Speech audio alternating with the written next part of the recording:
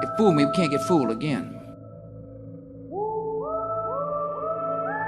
In Dallas, Texas, 3 shots were fired at President Kennedy's motorcade in downtown Dallas. December 7th, 1941, a date which will live in infamy. Because people have got to know whether or not their president's a crook. Well, I'm not a crook. I've earned everything I've got. If you don't like what we tell you to believe in, we'll kill you. Hey guys, welcome back to the Conspiracy Podcast. Fucking sauna edition. Jesus, it's so hot outside. If you don't know who your hosts are, my name's Eric. Jorge. And Sean. We are the 3 amigos. We are good friends. Hola. Hope you guys are doing well. Hope you enjoyed the Isdal Woman series. That was pretty crazy. I thought it was wild. Yeah, I thought it was cool. Yeah. I know, such a rush of emotions. She's a spy. She's a tourist. She's a prostitute. Half of her body's on fire. What the fuck? So we've got a really cool VIP rich person request tonight. Another request. Yes. Mm-hmm. And, We're in a backlog. We had to handle it. And what's really cool about this one is that, and I don't know if you guys know this, but the Patreons do, because the Patreons get to see our upcoming schedule. Mm-hmm. And so coming up over the next 6 to 8 weeks is going to be the full lead-in to 9/11. So what we're going to do is tonight is Benghazi. Mm-hmm. And this is by the one and only Heather Lawless. That's right. So We love Heather, you, girl. this is for you. Good request. Thank you for the request. And this is going to be one of our first in the series of related to 9/11. Because this happened on 9/11. On 9/11, a little bit after. And then the next episode that we're doing is actually the World Trade Center bombing of 1993. Oh, Yes. And then from there, we're going to do Al Qaeda Rising. We're going to do, all the lead up into the 25th anniversary of 9/11. Yes. Yeah. I know it's been a long time coming, years for you who have been with us from the beginning. I know, right? So like This you is one of our finally Been get the talking about it payoff. forever. I know. But before we get in, we got a lot of As we do. We got a lot of Patreons to talk about here. Mm-hmm. So I think we might have said this last time, but if we didn't, you get a double shout out. Florence K with your yearly founding crew. Love you. We got Amy T with the Conspirators membership. Much obliged. I mean, it's got Nick with the Conspirators. Yeah, you know who you are, brother. Yeah. Then we've got D's Nuts 99. All right. Thank you, brother, for the founding crew. Then we've got this was Annette B. This is the one that's in the Norwegian kroner. Oh, yeah. So she's from she's from Norway. I mean, evidence points to the Isdal one. Yes, right? indeed. Then we've got Valerie B. Thank you so much for your yearly. She did an annual. She did a yearly. Yeah. Then we got Luke P. with another founding crew membership. We got D Wags with a founding crew membership. We got Ben L with a yearly. God, those yearlies get my blood pumping. If I'm not mistaken, he's got a pretty righteous beard. Oh yes, it is the one with Is that the guy? Yeah. Oh yeah, it is. Hey, this is good Yeah, in this beard. picture, it's like his wedding pic, and that Keep beard is on- prominent. Oh, in the wet. Oh, yeah, what a legend. Good on you, buddy. Then we've got Lisa, who Lisa's been active in the Discord for sure. Then we got Dan N with another yearly founding crew, and then we got a little Kiwi coming in here, Zach F. Hey, brother. Efron? No, Zach F. It's not his. No, not Efron. And Zach Efron's not from New Zealand. Anyways, thanks, brother. Appreciate you. And so let's dive right in. So if you wanted to support our Patreon, go to patreon.com/theconspiracypodcast. And if you do it now, you might be just in time for the Fantasy Football League. We're going to get started soon, so you better hurry your ass up. Yeah, that's right. Okay, Benghazi. Oof. So Benghazi, you guys know a lot about this? A little bit? A little bit. I know. Somewhat. Yeah, I know it. Yeah. All right. I'm not like a CIA analyst level knowledge, but Yeah. Well, on the night of September 11th, 2012, in a city on the coast of North Africa, most Americans couldn't have found on a map Libya. a small diplomatic compound behind a 9-foot wall caught fire. By sunrise of that, 4 Americans were dead. A United States ambassador also died. And a story had begun that would consume Washington for 4 more years. It would spawn 9 official investigations. It would expose a private email server and arguably help decide a presidential election that really it had nothing to do with. It literally had nothing. It's like absolutely nothing. But it's more the scandal and Of course, because it was, yeah. This is the story of the attack on the U.S. Special Mission Compound and the nearby CIA annex in Benghazi, Libya. It's about a diplomat who believed in showing up in dangerous places even when Washington wouldn't give him the security, like the security team to like the do it personnel. safely. Yeah. It's about a government that told the public one version of events on Sunday morning television, while its own intelligence agencies were telling each other something different behind closed doors. You gotta love it. It's almost like the most basic of intelligence agencies saying one thing and the truth is another thing. And It really was the start of us fully. I mean, I don't want to say the start, but like it was definitely not the start. a major point of us not trusting. Yeah. You know what I mean? Oh, Like- I mean, I think the real not the start. Yeah, definitely not the start. Like, far from the start, my man. yeah, but don't you kind of believe that we're a little bit in the golden age of conspiracies? Oh, Yeah. fuck. Oh, Yeah. 100%. Yeah. Where now it's like it used to be. It's like being, believing that there was nefarious things happening. That the shadow government was like you were like a pariah. Like you're so dumb. You're so unlearned. No, you're the crazy person. Yeah, you're a psycho. Now it's like you believe the truth. Yeah. Everyone's like you were dumb. When do you well, think it you have- turned? When I think like Trump had a lot to do with it. Yeah. To be honest, and that whole Trump won, meaning like his first, won. his first time in office. Yeah. Yeah. And leading up to that, that's when Yeah. it started. Like before that, QAnon and like I don't know, like a whole I can't even remember right now, but the other conspiracies that popped up, and then he's just shining light on the corruption. Yeah. Since then, But I would say it really. This is my opinion, and Sean and I talked about it a little little pregame, preamble. a little pregame. That it started when 9/11 happened, and then we went after Iraq. Yeah, we went to Afghanistan and Iraq. Yeah, sure, But it was like it didn't make sense that not we were going after to the degree Iraq. that it is like nowadays. Yeah. But Maybe- it just for me, it was like, what the fuck are we doing in Iraq compared to trying to find Bin Laden? and I think that for me personally, it was like that. I was like something's not right. And then when they killed Bin Laden and then they threw his body overboard, the fucking Nimitz where the fuck the ship was, I was like, but why? Yeah, And they were like, no, it was like accordance with his religious beliefs. I'm like, that's so. he was in the respectful. desert. Like what? Like first off, Also- what? We're not gonna have like confirmation of like death. We're gonna Yeah. toss him off a fucking Just boat. trust me. So what about the 2,000 people who died at 9/11? Yeah, like what about You know what I them? mean? Yeah, Yeah. where's their fucking sea Viking king burial? I know. Like what the fuck? It's bullshit. That's when I was like, this is fucking bullshit. Yeah. I was in like 8th grade, and I was like, this is bullshit. I'm done. So more than a decade later, honest, serious people, including some who were there that night, still disagree about what happened in the dark. There were 9 investigations. Most of the big questions have answers. Supposedly. Was it terrorism or was it a spontaneous protest? Dangerously inadequate security? It was answered, well, supposedly answered by the government's own review. And, we've done a few episodes now, so we can say we've reviewed a lot of the official stories. Yeah. So like, Warren Commission, Mm-hmm. MLK Yeah. review, all of those Yeah. different things. But 2 or 3 questions were never fully closed. And unlike a lot of what we cover on this show, these aren't actually fringe theories. They're disputes between the named people who were there and they arguing with the official reports about what happened that night. Mm-hmm. You know what I mean?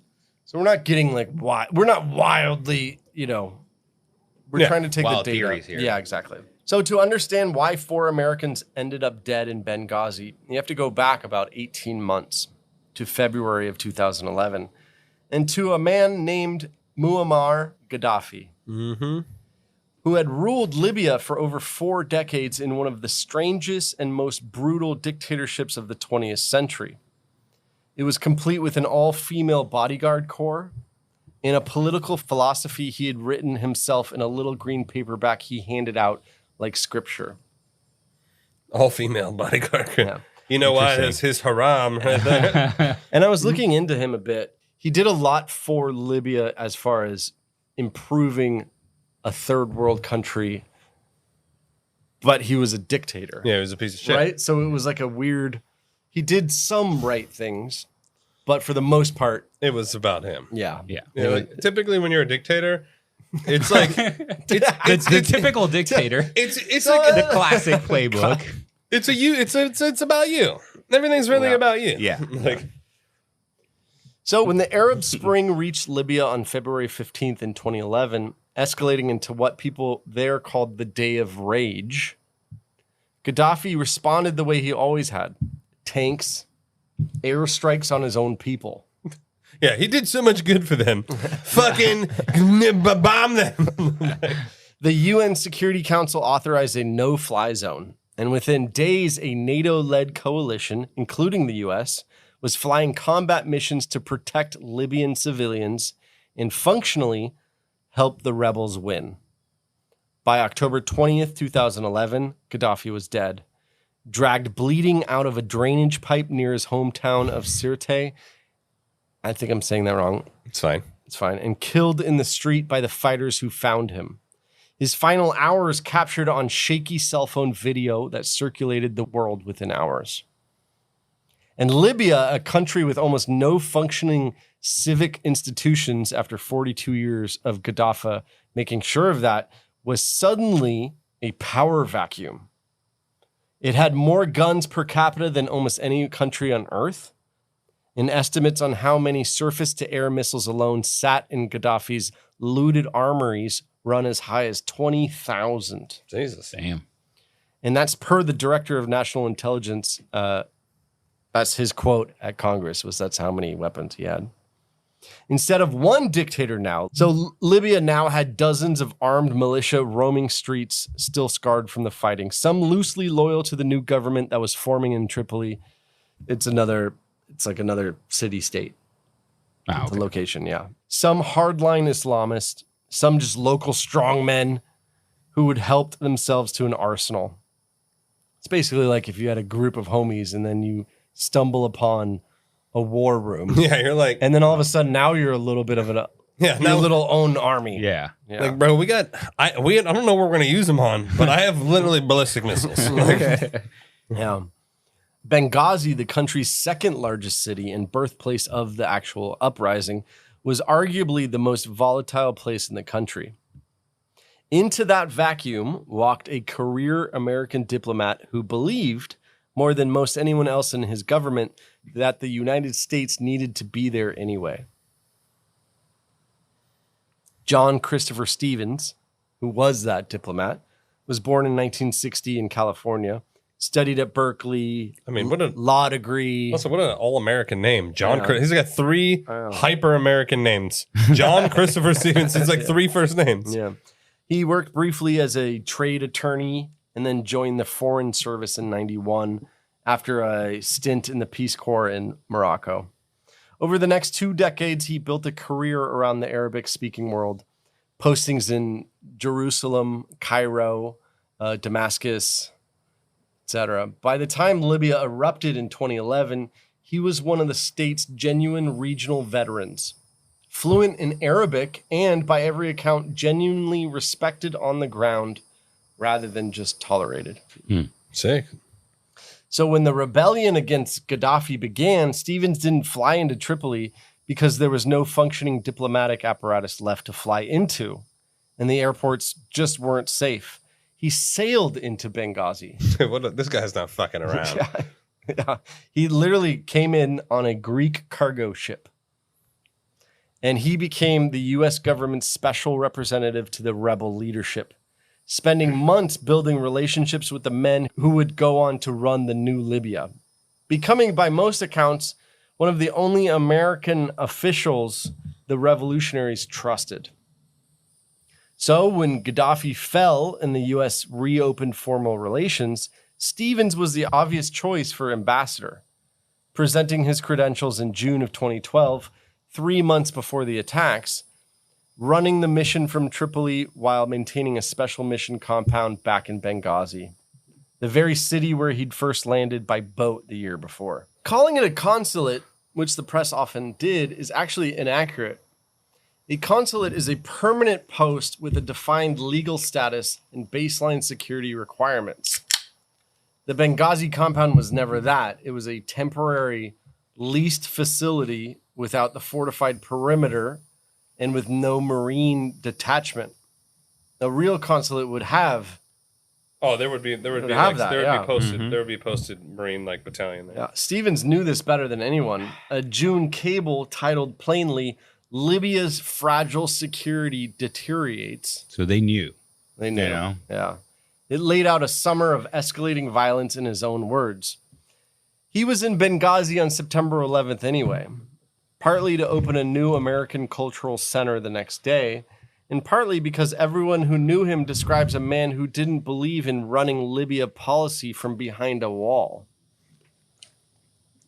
I mean, I believe in hiding behind the wall. 100%. I'd be running. Can I run Libya via Zoom? Here's where the first genuinely damning part of the story lives, and it isn't a conspiracy theory. It's in the government's own internal review. Okay. Throughout the summer of 2012, security at the Benghazi compound had been getting worse, not better. On April 6th, an IED went off at the compound's outer wall. Shit. On May 22nd, the Benghazi Red Cross was hit with a rocket-propelled grenade. On June 6th, an IED blew a hole in the perimeter wall large enough for 40 men to walk through side by side. Okay, so can we like What the fuck? Were they gonna get like some support out there? What the fuck? 5 days later, an RPG was fired at the British ambassador's convoy, close enough that the UK shut its own consulate down and pulled its own people out. But we're like, no, fuck it, stay. Yeah, UK was You like, guys, you guys are good. cheerio, mate, I'm out. All right then. All right.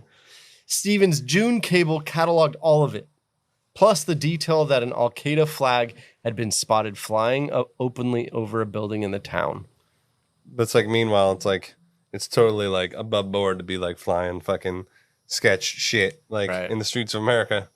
Fucking all good, baby. Shit, you get in trouble just for flying the flag around here. Dude, the American flag. Real quick, did you see like where literally England made it illegal to fly the English flag during in England What? during the World Cup? Really? I swear to you. I didn't see An that. actual news article. What was the theory behind it? Or what was the... Well, that's literally, dude, literally. Really? It's like they would fucking fine you. You get fined for flying an English flag in England. You also can't really say shit on social media. Oh, dude, they'll Fucking hunt you down. Dude, no, they come at like 2 a.m. 2 a.m. They kick your fucking door. Like they knock on the door. They're like, "You're going to jail. You said this person sucks and you hate them." Like hate speech. At least they don't have the mental police like in Canada. Oh yeah, it's like yeah, That's you'll horrible. get literally held without due process. It's so horrible. fucked up. Anyways, sorry. Security officers on the ground requested help. A July cable asked for a minimum of 13 additional personnel to maintain defense. Those requests were largely denied or left unfulfilled, a decision the State Department's own later investigation attributed to management failures within the Bureau of Diplomatic Security. Not any single person, and notably, of course not. Notably in the investigation, also the Secretary of State at the time, known as Hillary Clinton. Old Hillary. Meaning it wasn't found that she was personally liable or personally. Of course, it's just we'll get on that later. It's just Yeah, you know, when you're a mob boss, it's like, well, I didn't do anything. It was my underlings. What are you talking about? It was found later in the investigation that Hillary Clinton was never found to personally have denied any Benghazi request. Just FYI. She didn't personally deny anything. She third party denied. So on September 11th, 2012, 11 years to the day after the attacks that started the war on terror, the compound's actual defense was a small diplomatic security detail. A handful of unarmed contracted guards and a Libyan militia and the February 17th Martyrs Brigade. And so you'll hear a lot of the February 17th, and that's who those are. It's like a brigade of people who were martyrs on that date of rebellion. Okay. So it's important to note that at the time, though, the loyalty was a little bit, and we'll find out later, their loyalty was not steadfast. Yeah, it was not. Yeah, it was kind of very loose, hot and loose. At around 9:40 that evening, gunfire and an explosion tore through the main gate. So you gotta just imagine, and there's a couple of movies and documentaries that you should maybe like follow up on, and it shows that there are two locations of this story. There's the main compound, and then there is where the ambassador is in his own smaller kind of like home chateau. Exactly. I thought that was the main one. Well, that was the first attack. Okay. Yeah, but the main one that had the concentration more of people. Americans. Yeah, more Americans. Okay. was the actual more fortified compound, and they were roughly a mile or so away. Yeah. Yeah, to where you could, if you stood on the roof, you could kind of see what was happening a little bit. Okay. Yeah. So at 9:42, dozens of armed men, estimates run as high as 150, poured through the gate and scaled the walls within minutes. The February 17th militia guards that we had posted there fled immediately. Yeah, like fucking squale. Now, and I'm not even like super mad at these guys. Like, you know, like what? It's kind of understandable. I mean, granted, they were called like the martyr team. Like, yeah. You got to live up to the name, boys. Also, yeah.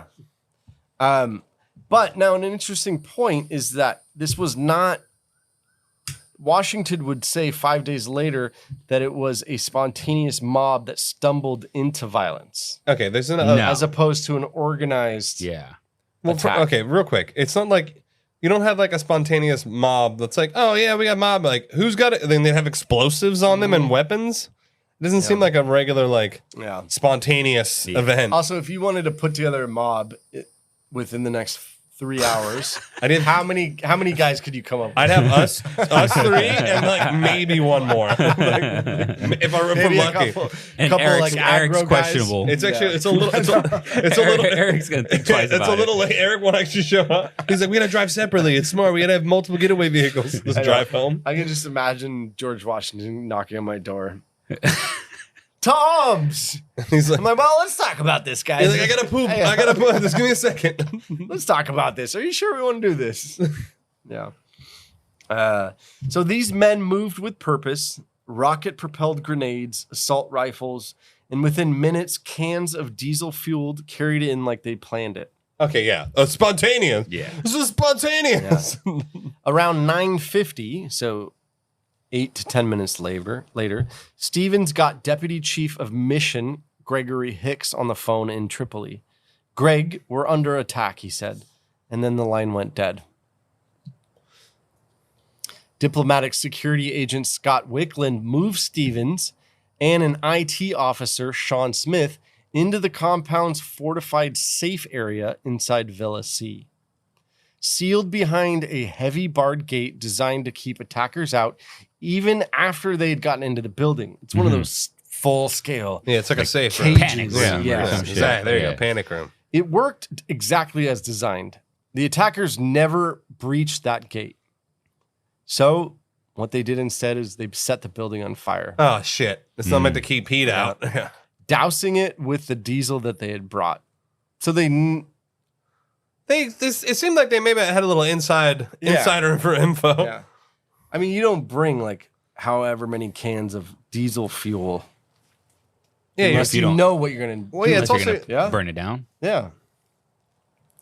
Well, yeah. I mean, but it's a mob. Like, it's just they're to create chaos. Like, they're gonna burn the whole shit down. They're gonna kill everybody. I think Sean, I need you to bring 17 cans of diesel. Meet me there in 42 minutes. This is Right away, spontaneous. Insane. It just seems like a fake story. Or, I mean, the official one.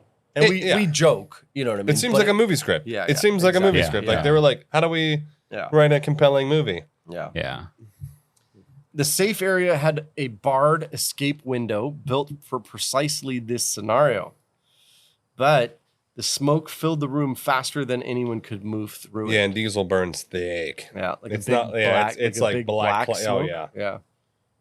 Wicklund got himself out into his smoke-choked interior courtyard, barely able to breathe. And when he turned back for Stevens and Smith, who were supposed to be following him, they weren't behind. Oh, fuck.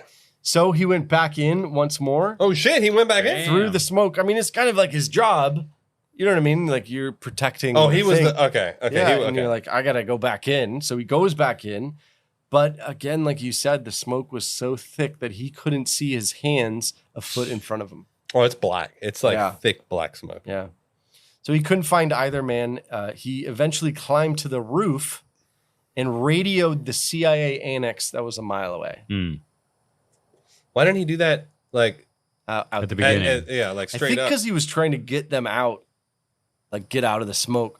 You know what I mean? Get out of danger. Well, they went into the and safe. then you call. Right? No, you're saying when they started knowing that yeah, they're like, under hey, attack. we're under attack. I should probably radio the CIA outpost. Yeah. You know, you can do Well, that on what the do you run. do? Okay, so your home is, let's just say a home. Your home is being invaded. Well, because it You wasn't handle the danger first. but it wasn't designed for them Right? to be the protectors. Like they weren't the security that they needed. That's why he called back Tripoli. yeah. Yeah. You know, and he's like, we're under attack. Send someone. Well, that's what I'm saying. Like the dude did that, but then then the guy decides later after the fact to hit the CIA outpost.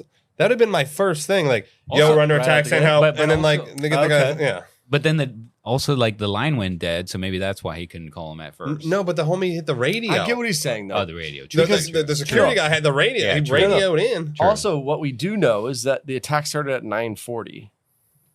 He radios it like fucking. The ambassador called at 9:50. Tripoli. Damn, why would you wait 10? So what Sean's saying is, in those 10 minutes, the guard or the security Yeah. agent had 10 minutes Yeah. to call the annex. I mean, I think that should be Right? like standard operating procedure is like Yeah. Is this confirmed or is this like the government? This is the report from the government.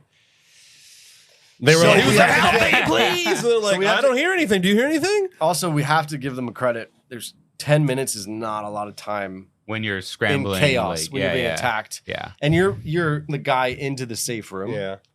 You know what I mean? Yeah. I'll give him a little on that. You know what this reminds? You ever seen that reel when it's like the German Coast Guard? He's like, we're sinking. Yeah. He's like, No. what are you thinking about? like we're sinking. Okay, and then the next part is pretty much the most disputed part of this story. So he climbed the roof and radioed the CIA annex a mile away. And a team from the annex, including former Navy SEAL Tyrone Woods, began moving and like gearing up to go and head towards the compound. Exactly how quickly is one of the two most disputed facts in this entire case. And we are going to come back to it, but this is the storyline from the House Intelligence Committee. So the House Intelligence Committee later calculated the team was out the door at 21 minutes after hearing about it. Okay. Okay. It's quite some time. Yeah, for sure. Yes. And the contractors, the former SEALs and the former whatever, they said it took longer and that they were told to wait. Oh shit. And you gotta, I'm gonna take those dudes' word for it. Yeah. Over I'm gonna like the take those. House Intelligence Yeah. Committee. Yeah, yeah. And also, I mean, of all the guys, it still takes you 21 minutes to prep. You would think So that's the sketchy. official version is 21 minutes, but the actual people who were there said it was more like 40 minutes. I mean, wow. I get like you have to get kitted out for sure. But that just seems like a long time. It does seem like. It seems like Also, Like it's you not- should be like this is- drilled and yeah, ready. like 10 minutes These and we're guys are- out the door, These boys. guys are pros. They're pros, Right. Like, yeah, it's not like us. Yeah. Like, I gotta get my socks on. Yes. Like, you know, like fucking, Also, another point is it's not 4 a.m. no. It's It's like it's 9 o'clock at night. these guys have been up Meaning since we're- these guys have been up for 4 hours. Yes, Like, meaning 9 o'clock at night. None of us are asleep. yeah. Right. So 10 minutes max. that's what I'm saying. I Like, would it's say, like 10 minutes to gear like- up or whatever. And look, you're putting it okay. Like I get it. You have to like get up, but it's not like you have to like load you're not loading mags Yeah. and shit. Like those are already Yeah. already Yeah. ready. The gun's Yeah. already. You go to the cage. You get all your shit. Okay, you got to put your vest suit on. up You got to and- get all the mags. Get all your. I'm thinking, and especially 10 minutes especially max, for pros, right? it's got to be 10 minutes. 10 Like, minutes yeah. max. Yeah. So the House Intelligence Committee says 21 minutes. But again, the witnesses or the people who were there say it was longer, and then they were informed to wait. Okay, so we all agree it's too long. Response. 21 minutes. Oh, it's Even if it's what the Intelligence Committee says, Yeah. it's too long. Yeah. Yeah. And then also, like to Sean's point, he's going to take the word of the former Navy SEALs. yeah, the guy on the ground, the guy who was literally there. Why would he make that up? He responded. it's like literally it's like if you had an eyewitness. Here, we should probably record this. No, because we moved on. We are recording. Oh, so it's yeah. it's literally You think I like was just shooting the shit? Yeah, I thought that's what at first. it's literally like if you had an eyewitness. It's like, hey, like I was right there when this happened, Yeah. and they're like, well, that's great, but we have this intelligence committee who's going to talk about it for 2 months, and they said that didn't happen. Yeah. I'd be like, what the fuck? Yeah. And it's not just any old bum off the street. This is One of the highest trained human right. beings. That's right. Like in In our our armed military, forces. yeah. Like Yeah. obviously there's like we don't know if he was like Delta or something like that, but he's still a Navy SEAL. It's like Yeah. that in itself is like any Navy SEAL, any Army Ranger, like these guys are top tier. Yeah, And then that's right. within that you have like your tier 1 operators who are like, you know, Delta and fucking all those like crazy psychos who are unreal. So we're gonna touch on that a little bit later, more in the questions and theories stuff. okay, for right? sure. When the team and their Libyan allies reached the compound, they fought their way in and searched the burning villa room by room, choking on the same smoke that they had already claimed that already was burning the building. They recovered Sean Smith's body fairly quickly. He was the IT guy, the Okay. IT officer. Stevens, though, the ambassador, was nowhere to be found. Not because he'd escaped, because in the smoke and dark, Just couldn't see shit. the ambassador of the United States to Libya had effectively vanished from a burning building surrounded by his own government's personnel. And for hours later, nobody, including the men on the ground, including the Pentagon, knew whether he was alive or not. No shit. It's also you're being covered in like that much with diesel. You're getting covered in soot. It's like Yeah. you're gonna be like fucking everything's black. It was ordinary Libyans, people outside the American security perimeter, who eventually found him. They pulled him unconscious through that same barred window, not realizing at first who he was, and rushed him by car to Benghazi Medical Center. Doctors worked on him for roughly 45 minutes. It didn't matter. He died of smoke inhalation, the first American ambassador killed in the line of duty since 1979. Jesus. Wow. But also, point of note is during this whole battle, the team didn't know. No, yeah. They didn't know where he was. They couldn't find him. They were trying. I mean, Yeah. So around 11:30, the surviving Americans were evacuated to the CIA annex itself, along with reinforcements that eventually flew in from Tripoli. Among them, a second former SEAL, Glenn Doherty. And for a few hours in the dark and the exhaustion, it looked like it was over. Like they kind of quelled Yeah, the fucking exactly. rebellion. It wasn't. At around 5 a.m. on September 12th, mortar rounds began landing on the annex roof. With accuracy, actually.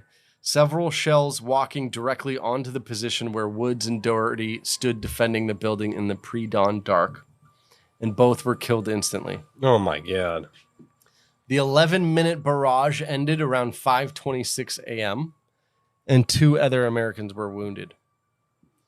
By 6:30 a.m., as the sun was finally coming up over the city, Annex personnel and Tripoli reinforcements were evacuated to the airport under armed Libyan escort and flown out.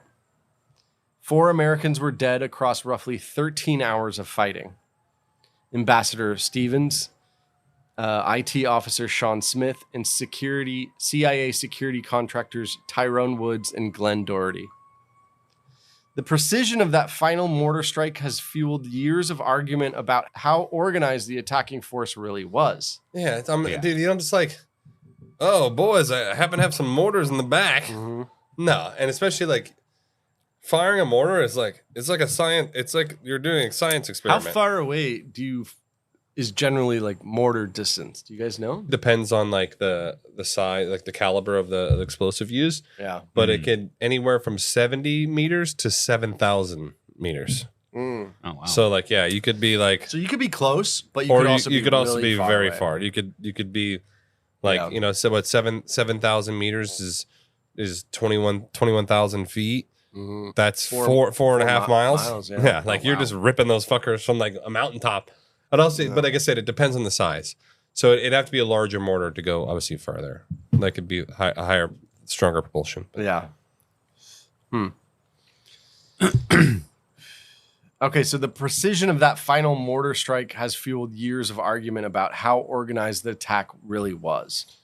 Investigators attributed it to experienced local fighters and noted the annex's location, though it was supposed to be covert. They knew exactly where it was, like instantly. Like I mean, but people say in the city it wasn't exactly a secret. no, yeah, because Yeah. the other thing, Yeah, like no. another thing with mortars is like typically you need like a couple shots to kind of get dialed in, but like if they knew where the building was, they would be able to have time to like really like dial in the angles and the blah and like to, because if you're like Yeah. if you're just randomly we're in battle and they're like these guys are running to this building, dial into each. It seems like it would be difficult on the fly to just rip some mortars off and instantly hit a building in the middle of a city. It Like seems by eye. yeah, it Like, seems well, a little difficult. Yeah. Especially we're in Libya. Like this isn't like Yeah. Texas exactly. where like you probably could do that. But to this day, exactly who walked those rounds onto that roof and who killed those Americans has never definitively been answered. Probably never will be, unfortunately. Within 2 hours of the attack, a State Department email had already gone to the White House sit room and to the FBI, noting that Ansar al-Shari had claimed responsibility on social media. I always hate this fucking responsibility claim. It was me. It just always seems like such a dog and pony show. It's Yeah. like, was it really you? Or are you just like taking advantage of like an opportune situation to like be a big dick? I wonder what the accuracy is of people who claim they did stuff to actually, if it was true. Meaning, like, how many people are lying about that? You know, I don't know. back to the 9/11 thing. Was it really Bin Laden? They want some followers. They got to claim it. I know on social media. He's like, I got to go on Twitter. Yeah. Quickly. Yeah. It was me. On September 16th, UN Ambassador Susan Rice appeared on 5 Sunday shows, delivering the same message. The best assessment was that the attack grew spontaneously out of a protest over an anti-Islam YouTube video, similar to one that had hit the U.S. Embassy in Cairo the same day. Wait, so they're saying because of a YouTube video, they're It was a spontaneous grouping of the protests, like just like we said at the beginning, like it was to attack I'm a mob, to attack the U.S. Embassy because of a fucking YouTube video. and to It was actually like an anti-Islam type of video. and to actually take one over on SEALs, like meaning like these guys are trained. I understand, but I'm like, I don't know, but it just seems crazy to like some of the 300 at the time of the 300 million Americans. There was one YouTube video we didn't like. Yeah. let's attack the U.S. Embassy? That seems a little insane. Like, what? So according to every investigation that followed, there was not a single protest outside of the Benghazi compound. Exactly. It was planned. Yeah. It was a coordinated assault. It sounds like damage control, PR. Let me go on every Sunday Blame show. YouTube. Yeah. it was because of YouTube. Yeah. How that line ended up in Rice's mouth is a story in itself. ABC News obtained emails showing the CIA's draft talking points, and it went through 12 revisions before Rice saw them. Oh my God. Even with references to Al Qaeda. And prior warnings progressively stripped out of it. Meaning they didn't say in the talking points that everybody's been warned. They asked for reinforcements. They asked for, all these they didn't more say protection. that. They didn't say It was that. so abrupt. No one had any clue. Like, it was, Yeah. they weren't prepared. They were all asleep at 9 p.m. Deputy Like CIA a PR campaign. Deputy CIA Director Mike Morrell says he personally did much of the editing. Well, I would not be claiming that. Whoa. September 14th, there was an email from Deputy National Security Advisor Ben Rhodes. He laid out a goal for her media rounds. It underscored that the unrest was rooted in that YouTube video, not an American policy failure. But also, I'm sorry. It's like, let's say we're like a couple homies hanging out at the, what do they do in Libya? We're having a little barbecue in the dunes. Yeah, watching Little the lamb. watching, Little Little lamb kebab. Get the kebabs rolling. watching the FIFA. Hell yeah, we're having some Turkish coffees. We're having a great time. Yeah. And we're like, let's hit the YouTube up. I mean, are they searching for and like, it's not like that's going to be on their feed. Because then it spreads out and then we get enraged. No. My point is like, if the feed is going to be based on their search history, they had to be searching for anti-Islam shit. It's not just going to be like, for you, on your For You page is anti-Islam maybe shit. one guy stumbled upon it, sent it to all the homies. Then they're all enraged. I don't know. I just think it's odd that like in an Islamic state they're gonna get just randomly see this you gotta be looking for it. You have to be searching for that shit. It's not just gonna get. It's not gonna be like a For You. On my like Islamic IP address. It's not gonna be like here you go, brother. Some like hate fucking shit against your culture. Although I don't search for busty blondes, and that sure comes up on my feed a lot. It's the cookies. The cookies know, Eric. They know what you want. Incognito mode doesn't protect you. The bathwater. Shit. I know. Sweeney. Delete. The White House maintains its only substantive edit was correcting consulate to diplomatic facility. Whatever the fuck like, was it like word soup? The fuck does that mean? Word The only salad. substantive correlation to the parabola of like, just start saying fucking words. Rice has consistently said she reported exactly what the unclassified points said with no intent to mislead anybody. Of course, she's just doing. See, this is literally just like the PR game. It wasn't me. It wasn't me. And the investigative committee concluded the error came from analysts working with incomplete information, and it wasn't a political fabrication or conspiracy. Cool. They're like, we made an error, but trust us, everything is accurate. Even though we're constantly making errors. But the video explanation survived. Every draft, even as terrorism references were deleted around it, and the administration kept repeating it after contrary evidence had reached Washington. Whether or not that's badly managed intelligence failure or election season situation, it's the argument of this story. This also seems like that was, and hear me out because I'm digging a little deep here, but this seems like they're already trying to like do this like censorship thing. It's because of YouTube. Oh yeah. We need to control what these people are putting on YouTube. Here's some more info on that video, by the way. I've just found this. So the film was made by a man named Nakula Basili.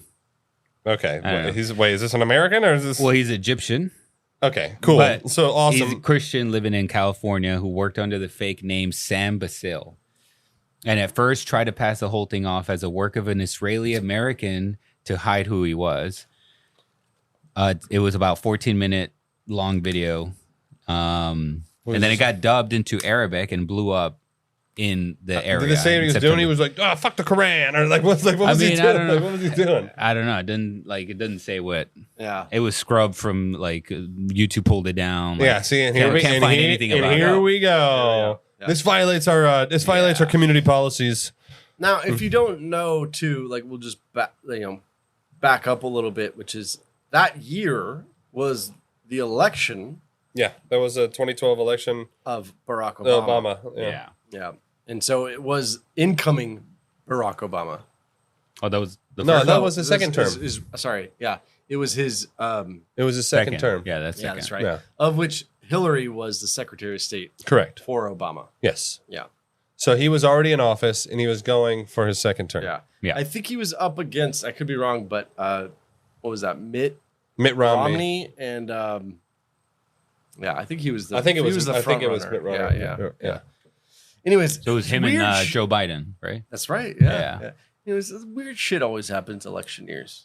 Dude, Right? Oh, yeah. every time. Yes. There's always some there's always something going on. That's not a coincidence. No, because you know what it is? No, hell What no. they do, they create a situation and they handle the situation. See how well I handled this? I Yeah. fucking handled the shit out of this. Vote me in again. Trust me. Yeah. It's all fucking bullshit. It's all smoke and mirrors. It is. Yeah. All right. You can trust me with your safety. Yeah. If the talking points fight is the most argued over question, the stand down order is the most explosive. And unlike a lot of what ends up on this show, both sides here are named on the record and were actually present. 3 CIA contractors at the annex that night, Chris Peronto, Mark Geist, and John Teagan, told their account in the 2014 book 13 Hours. And that later became the movie. basis of the Michael Bay movie, 13 Hours of Yeah. Benghazi. Great movie. It's a spectacular movie. So their claim, the CIA base chief, called by the pseudonym Bob, Classic. ordered them to wait rather than immediately move toward the burning compound a mile away. A delay they estimate around 20 minutes. So like you were saying, about 45 minutes in reality. The counter case comes from the man they're describing, Bob. Speaking, What's his story? I didn't tell him. Yes. I didn't tell him to wait. Yeah. Speaking anonymously, Of course. so that's literally all we know is his name is Bob. Yeah. Or On his the pseudonym yeah, Bob. He anonymously told the Washington Post, and he said flatly, "There never was a stand down order. At no time did I ever second guess that the team would depart." That doesn't mean anything. Like, of course, they're not going to second guess that they would depart. The guys were ready to go. There was no second guess. What? Isn't that non sequitur? Like you're talking, there was no stand down order. There was. I did. But then why did they wait? They didn't They wait. were told. They were told, They- dude. yes. Those guys. Yeah. They're not gonna Dude, back down low, wait it out. I'm and- sorry if you are a contractor to the CIA with Yeah. the sole purpose of like killing enemies. Yeah. You're not hesitant. There's no hesitation. My assumption too are that they're patriotic, Yeah. No, Right? those guys they don't give a fuck. and so but they also know Americans are being attacked Yeah, a exactly. mile away. They want to go. They're ready to go. They That's what I'm wanna saying. go. They're Yeah. like That's what I'm And saying. at least in the movie, they already had been to the compound before. Remember? Yeah. Like they identify like all the security. Yeah, and they Kinda. even said, "Hey, if you're attacked, Yeah, we're just a mile away. yeah, we're a mile away, and you are not secure." dude. Okay, so Like At least in the movie. yeah. in the movie. if you like personally don't like know people who are in the military and all this stuff, like my entire family on my mom's side is either currently active or has been in the military. I know military people, and like there isn't most of the time you have to like talk these guys down. Like Yeah. they want to. So most of the time, they're just waiting for red tape to be It's fixed. just a certain mentality. Like those guys who are on the front lines, they want to be there. Yeah. It's like they're not like there like on a like against their own will. They're like, let's fucking go. Yeah. I couldn't do it. It's not for me. And they could probably like figure it out. Like, oh shit, we're gonna be next. Like, we're only a mile away. Like, yeah, and well, they're obviously attacking Americans. We're Americans. Yeah, like, we're fucked. So after a 2-year investigation by a bipartisan probe reviewing drone footage and testimony, agreed no support for a stand-down order. Oh, because drone footage is going to catch the stand-down order? Just a brief, defensible, tactical disagreement over whether to gather Libyan support before heading out. Oh, that seems very convenient to be like, don't go out yet. I'm trying to get Libyan support. So maybe it wasn't a stand. It was a hold. See, it's like semantics. Yeah, right. It wasn't a stand down order. It was a hold order. It was. I would never say stand down. I never said stand down. We need to group. It was Or a we wait. need to- It was we a need to- wait. Yeah. So the team was gone from base 93 minutes. And on a related note, a 4-man special ops team in Tripoli was told to remain in place as well. Okay. 9 military officers testified their more urgent job was protecting 36 Americans in Tripoli, not Benghazi. Benghazi. Well, look. I mean, that specific point is understandable. Yeah. It's like they And like. how far away is Tripoli anyway? Like, it's not It's a 90-minute flight. flight. But they're probably thinking, okay, maybe it's some like multiple coordinated attack. We got to make sure our assets are safe. Yeah. I can understand that. But Yeah. like the homies that are 1 mile away, Yeah. that's a different fucking story. But so the compound with the ambassador, they would never have made it. Right. The Tripoli no. crew. But this entire situation was 13 hours. Right.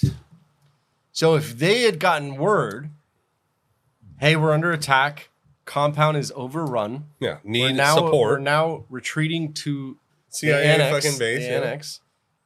Come. Yeah. Technically, they should have been there in maybe 3 hours. Yeah. Yeah. Where's the support? Yeah. It's also like Exactly. realistically too, like this is the U.S. military we're talking about. You mean to tell me there's not some aircraft carrier that's like fucking 100 miles offshore that can like rip some Give us just a F-22s little off? jet. Give us one little flyby. Just a flyby It's a is enough. flyby is enough to deter. Like, oh, the little RPGs. Like, So where does that leave you? 3 men on the record under their real names saying they were told to wait. or the anonymous Bob. The man that they're accusing anonymously denying it flatly. And then a bipartisan investigation with access to drone footage that we'll never see backed Bob's version. No, but see, how can drone footage? The drone footage is irrelevant in terms of whether they were told to wait or not. Yeah. It's not like the drone is like inside the building It would just and they're like confirm- talking. They're like, "Hey, man." It would actually confirm that there is waited. no motion and Yeah. they're just sitting there. See, this is why I don't trust like this intelligence committee bullshit. Oh, and they like start saying it's bipartisan, so it's totally above board. No, it's not. It's fucking bullshit. Yeah.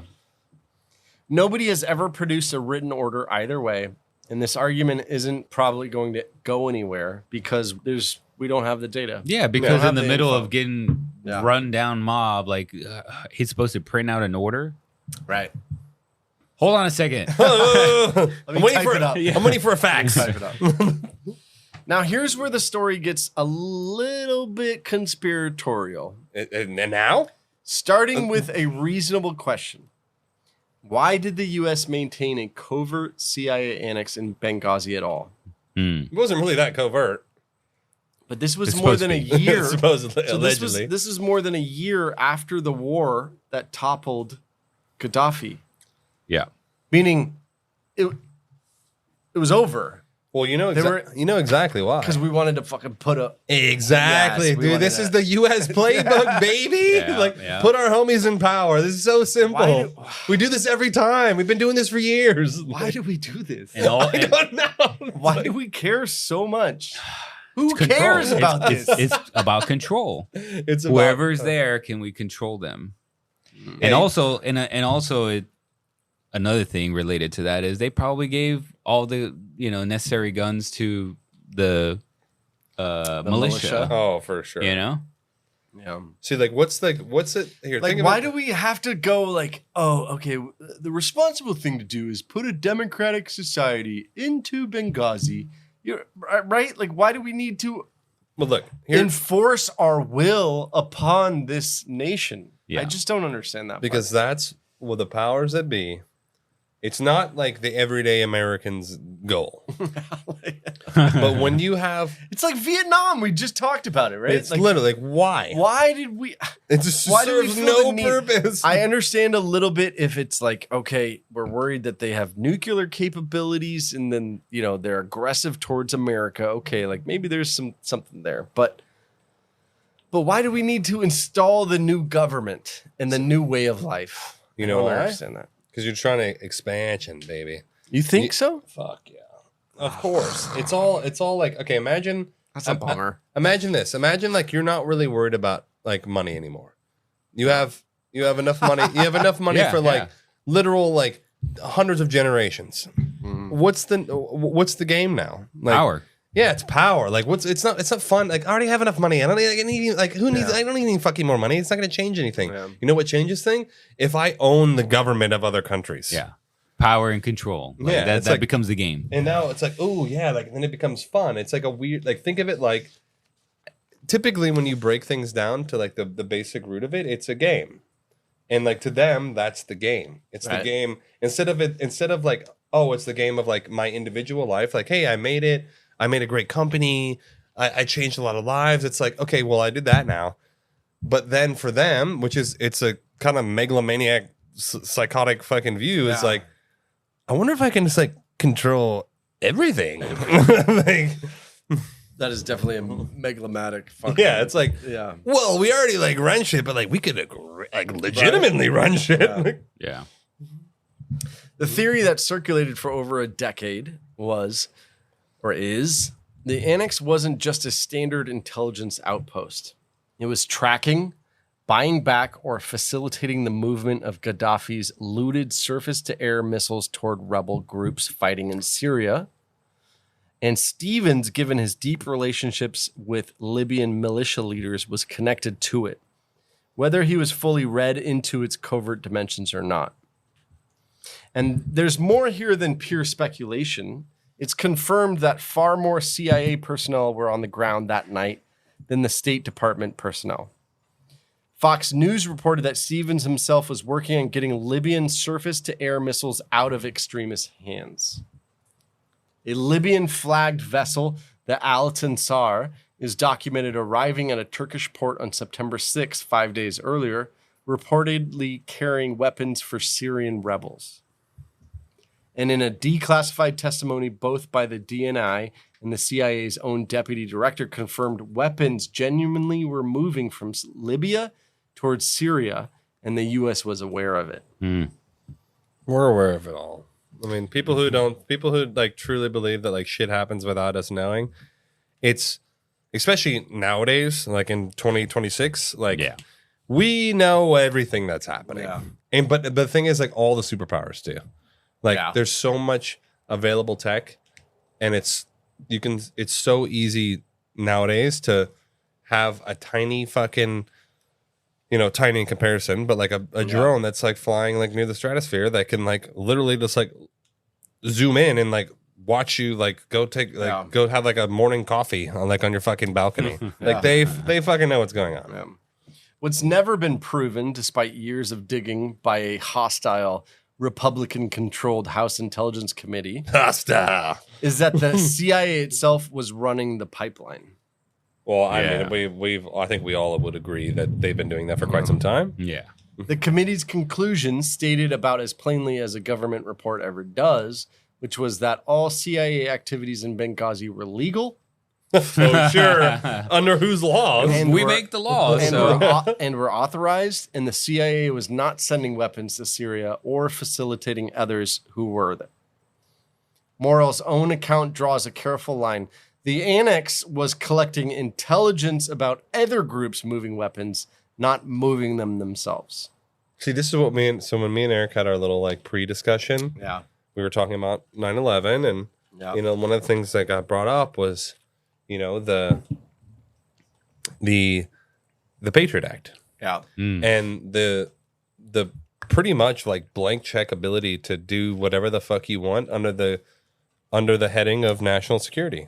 Yeah. Like you can pretty much unlimited reach and unlimited thing to do whatever the fuck you want. No privacy and Nothing. you can be It's like put under. There's no like Geneva Convention bullshit. Like no, it's like national security. Right. So like we're doing this in the interest of the nation, whether that's true or not. It still gives them the latitude to do whatever the fuck they want. Yeah. Okay, so the next part, what happened next was one of the most extensively investigated single incidents in modern American political history. The State Department's own Accountability Review Board, led by Thomas Pickering and Admiral Mike Mullen, published its findings in December of 2012. And it said, systemic failures within 2 state bureaus and a security posture it called grossly inadequate, but no recommendation of discipline for anyone. Okay.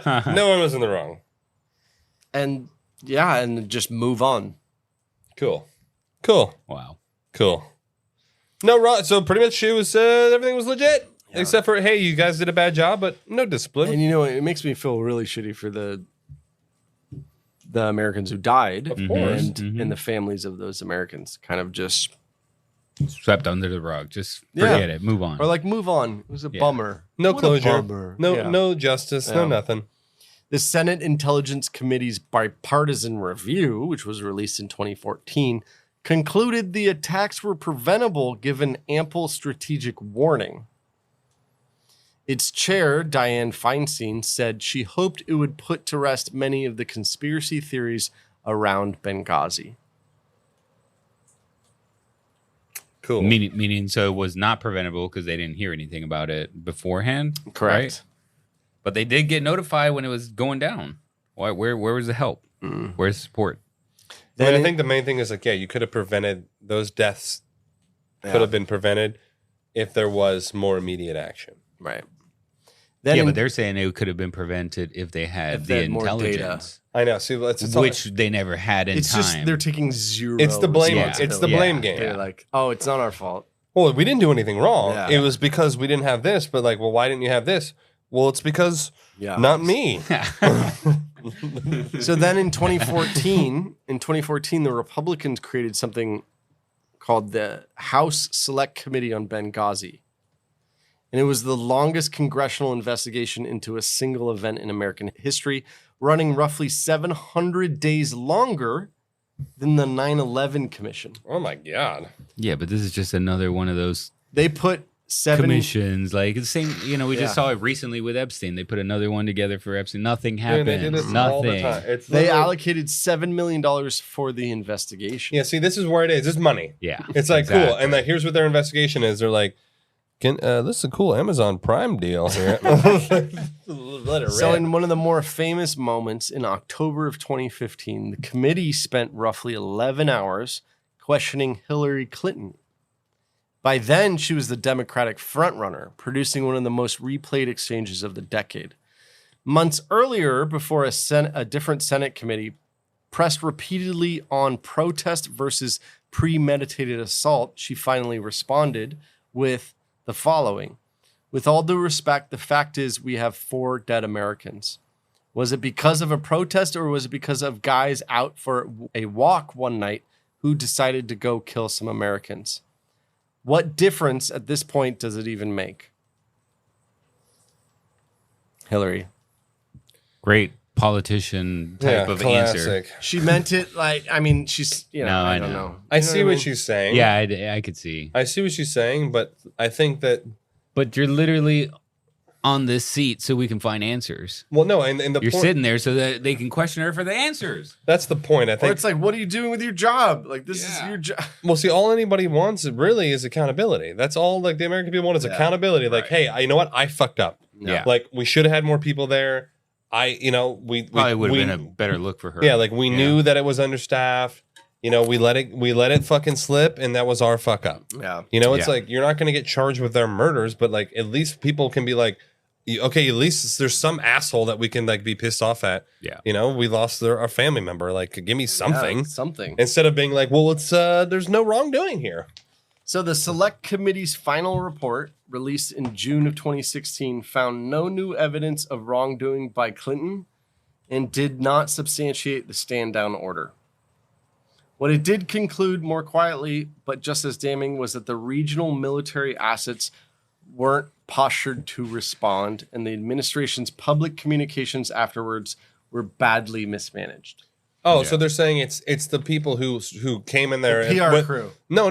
They're saying that the real blame is on the guys who risked their life to save them. They weren't prepared enough. That's what it seemed like. It's like it's their fault. Yeah. The guys who literally, Yeah. fucking 2 of them died, and they're like, it's their fault. Yeah. No, I think they're just admitting to not having the proper amount of support and security, right? Isn't that what it said? I don't know. I don't know the I took answer it. I to took it. it a different way. Okay. Yeah, I don't know the answer to it, to be honest.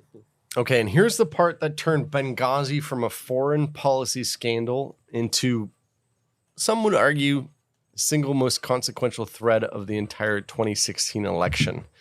And it almost happened by accident. While combing through State Department records related to the attack, the Select Committee discovered Clinton had conducted her official business for the entirety of her 4 years as Secretary of State through a private email server installed at her home in New York. Of course she. Totally not out security. That discovery had nothing directly to do with the September 11th, 2012, but it triggered a separate FBI investigation that shadowed Clinton's campaign for the entire election. In July 2016, Director Comey announced no charges while calling Clinton and her aides extremely careless with classified information. See, it's like how this is the shit that like pisses me off. They can literally be sending classified emails on an unencrypted, unprotected server, private, on their own private email server, state secrets, super high-level communications. Meanwhile, if I don't report the money that I made from Cash App, it's like feds are going to kick my fucking door in. Like, what the fuck, dude? What the actual fuck? Yeah.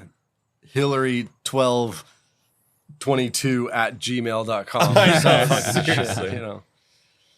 Then on October 28th, 11 days before the election, Comey sent a letter to Congress, and it said the FBI had found new emails on a device belonging to the husband of a top Clinton aide and was reopening the investigation.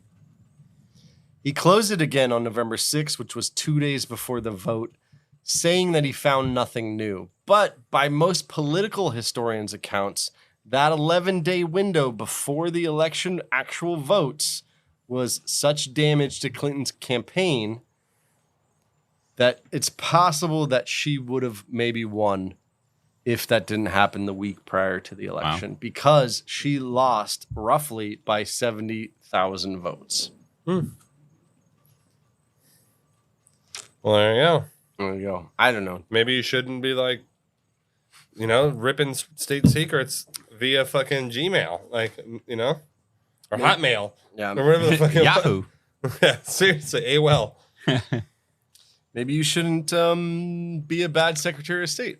Yeah, maybe you should. Yeah, I don't know, you know what I Americans mean? died. Like, Let's take all conspiracies of like evil wrongdoing aside. yeah. Maybe you just don't be a bad Secretary of State. I mean, yeah, that happening under Right? your Like, watch, yeah. regardless of who you are, is a bad look. Yeah. For sure. Like, it's a bad look. So Susan Rice withdrew from consideration for Secretary of State in December 2012 amid that controversy. John Kerry got that job instead. Oh yeah, John Kerry.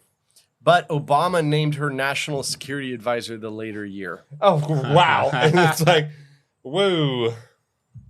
The man identified as the ringleader on the ground, militia leader Ahmed Abu Khattala, evaded capture for almost 2 years before U.S. forces snatched him from Libya in June of 2014. And in 2017, a federal jury convicted him on 4 terrorism charges, but he was acquitted for murder.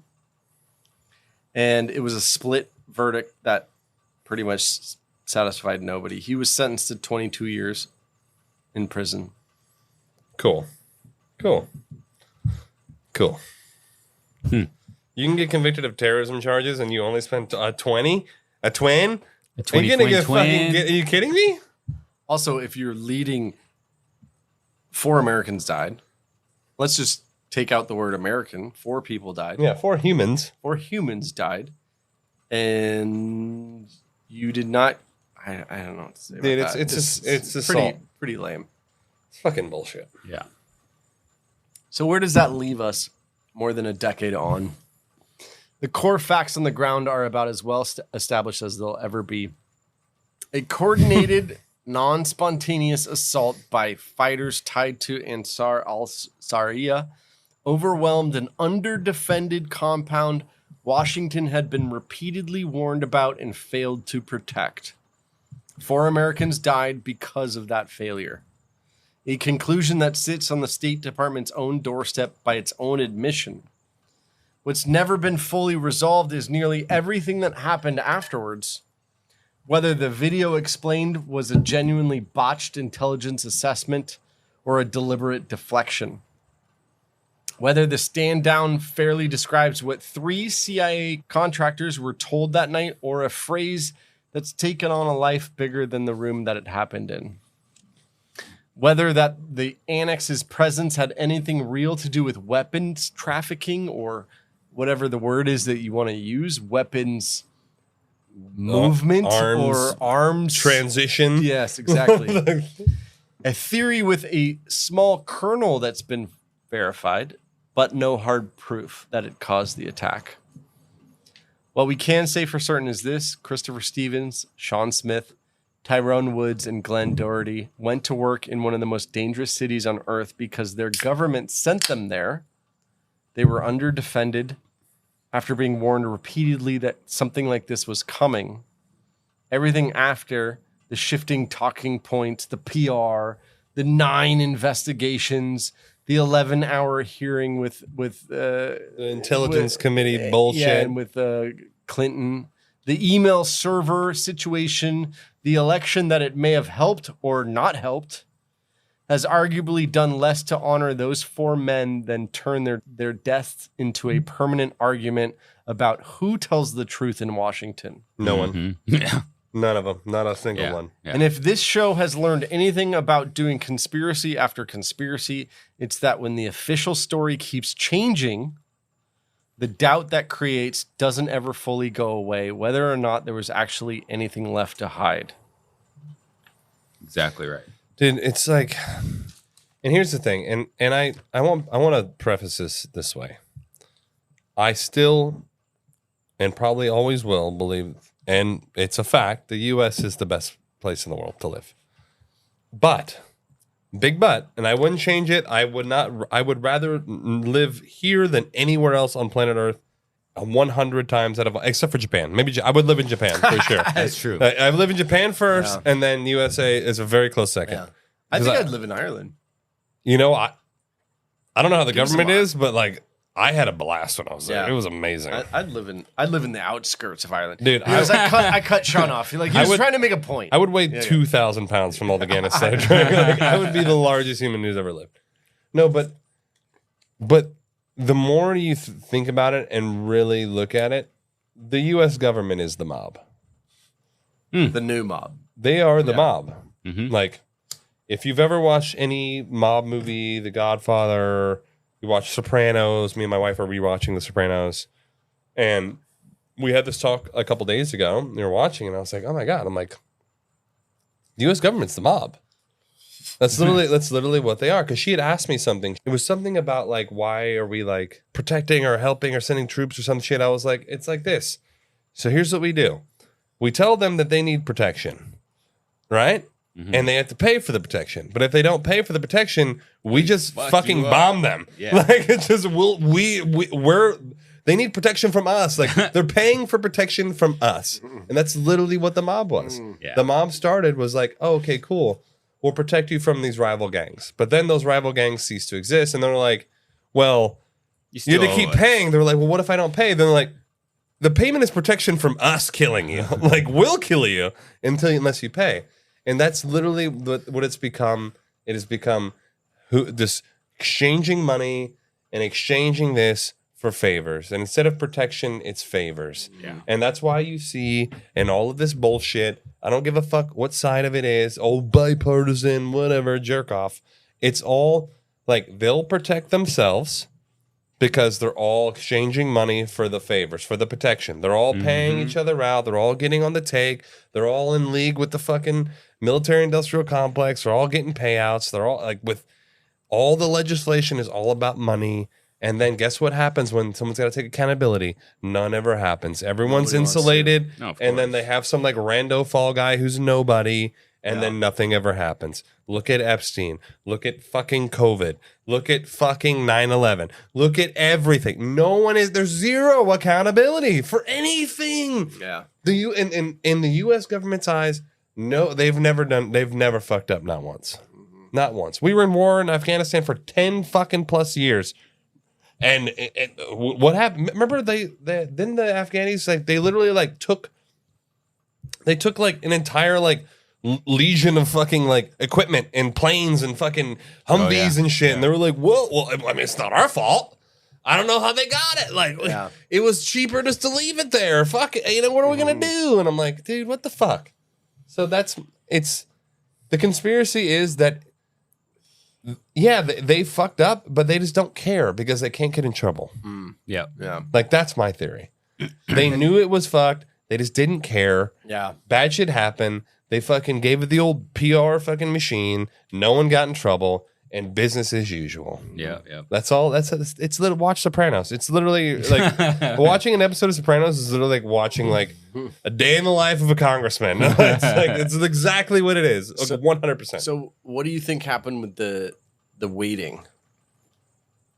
What was the point of let's say they did say stop, like wait. Mm-hmm. Why?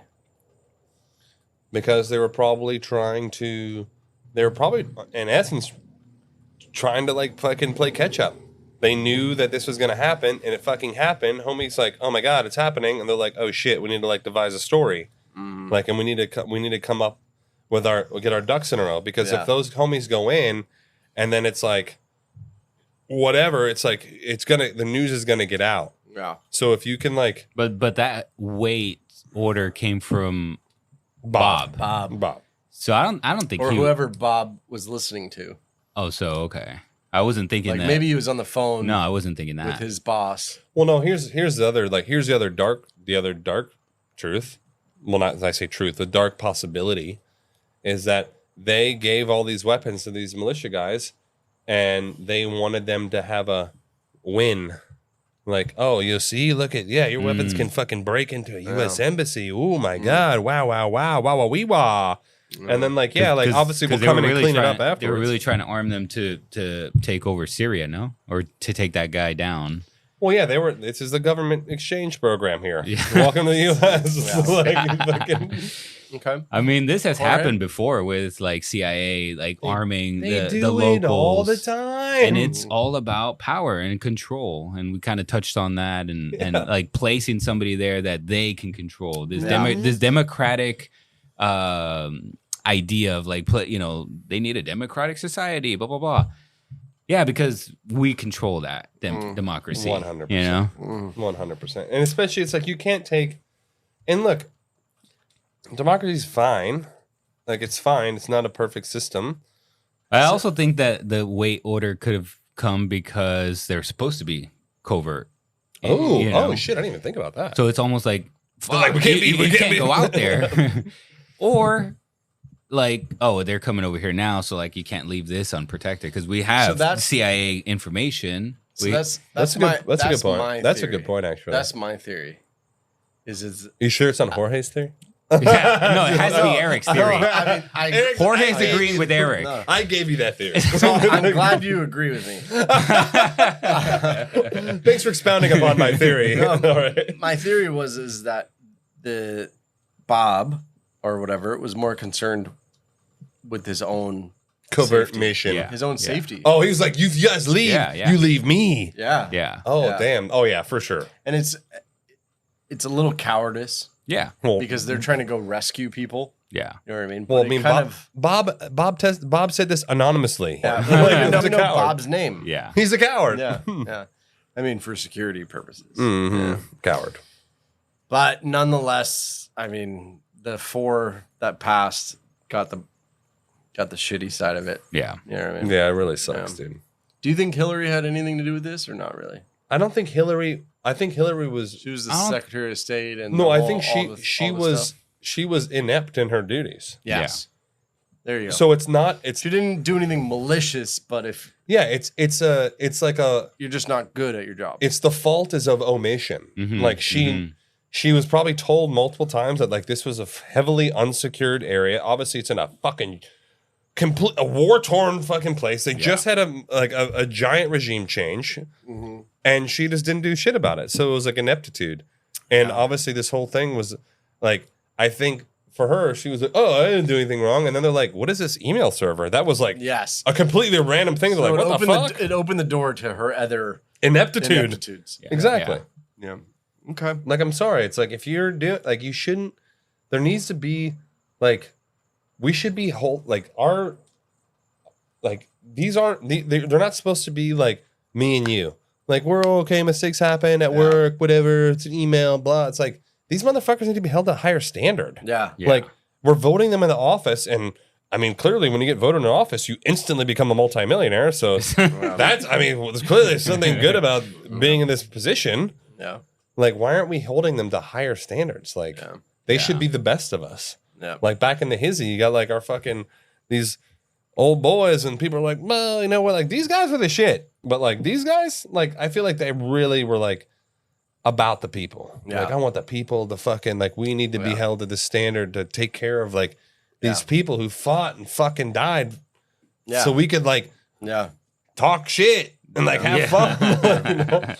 Well, there you go, guys. That is Benghazi. If you wanted to look further into Benghazi, you know, definitely watch the Hollywood movie. It was good. It's a good movie. It was a good it's movie. Definitely a good movie. There's also a couple. I watched 2 documentaries that were stories told by the soldiers that survived, and it was an interesting look at like what actually happened because they're backing up certain parts of that story. And so it's pretty cool if you wanted to look further into the story of Benghazi. Totally. So there you go, guys. We are now doing something called After Hours. Oh yeah. Yeah. And it's for Patreons only, and it's after the show, kind of where Eric lets his hair down. Eric lets his skin down. No. And we just kind of shoot the shit a little bit more about the episode, give you a little bit more a candid look at Benghazi in this episode, and it's for Patreons only. So, So if you're not a Patreon, sucks to be you. but we'll see you shortly. And as always, smash the shit out of that subscribe button. I gotta please Subscribe. And we're Don't listen to him. We're very much looking forward to the 9/11 series that's going to come out in August and September. So you definitely want to have the alert. You know, the little little bell, the little alert. belly bell. Smash the subscribe. Stop Hit- saying smash. Hit the notification bell. Oh my god. Give me a like. We're not, bro. We are not Gen Z. Yeah. Like we're old guys. Stop it. Anyways, guys, we love you, and obviously Catch we'll you in the after hours. and We'll catch you in the next after time hours, on the Conspiracy Podcast. Nighty night. You motherfucker.